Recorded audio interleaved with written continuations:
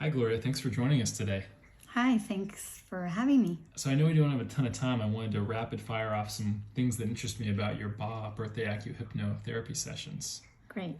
So I understand that they're supposed to happen on a birthday and that they're potentially more potent, but why couldn't I do a birthday acupuncture session, say, 5 days after my birthday? Well, it is a lot more accurate to do it in that 48-hour window. So from the moment you're born, 24 hours before, and then 24 hours after, so 48-hour window.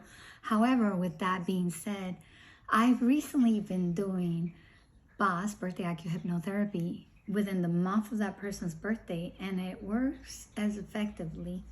However, to stay true to the I Ching and the modality of the hexagrams, I feel that they're a lot more powerful. Oh, with that being said, actually, full moon and new moon, also very powerful if they happen to cross your birthday. Now, I understand in these sessions that past lives often come up, and that I assume we all have past lives. I was wondering if you had any examples of past lives you'd like to give where people dealt with different types of traumas that were bothering them, perhaps carrying forward into this life.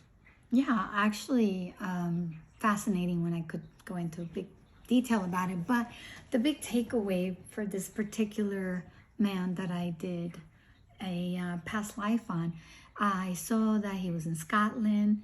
He had to wear the hand-me-down suits, very thick wool suits from his older brother, inclusive of the shoes. So in this life, I said, have you ever noticed in this life you hate wearing thick wool suits and dress shoes? And he concurred to what I was saying. Furthermore, there is a big fear of commitment in the sense of marriage and having children, because in that life, he deeply believed he was supposed to marry his teenage sweetheart. She died in his arms at around the age of 16. That was pretty traumatic. So imagine in this life, it's really hard for him to want to take those societal steps. And hey, I mean, we don't have to, right? It's all our choice.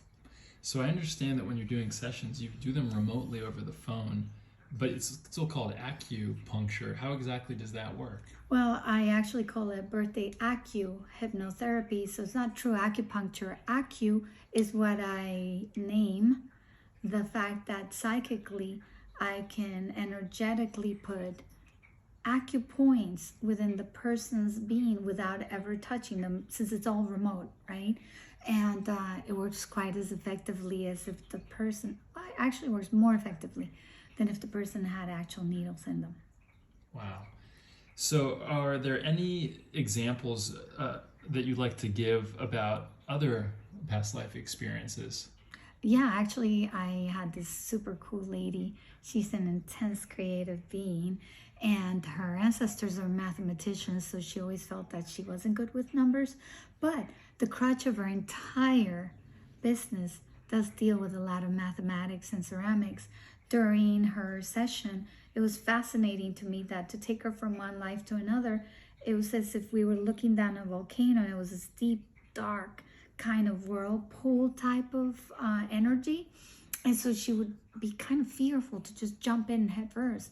But so once she did, she had a lot of experiences. And when she was in her 20s, she fell off a carriage in that life, hurting her entire left side. And when I asked her about this, she did not see that I did. Sometimes they see things that I don't, and sometimes I see things they don't, and we sort of compare notes at the end. But anyway, in this life, she did agree. She said, oh yeah, I went to many doctors for 3 years, but after breaking up with a bad relationship, all that was healed. Fascinating. It's amazing the things that will heal us finally of these traumas. Well, that's really great work you're doing. I'd love to have a session hopefully one day. Thank you. You already have.